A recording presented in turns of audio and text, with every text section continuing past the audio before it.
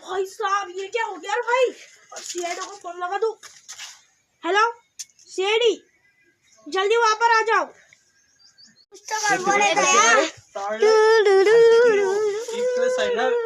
मामाच्या घरात लीलाबाईच्या घराकडे घर राहायचं। लीलाबाईच्या घराकडे मामाच्या घराकडे घर राहायचं। शर्ट भी भरा है उनसे केशनाथ मामाच्या घराच्या दुसरी घर आहे ना अजून। दुसरी पोरगी लग्नाची आणि त्याची आहे की ते दाते बड़े हो गए तेच म्हणलं।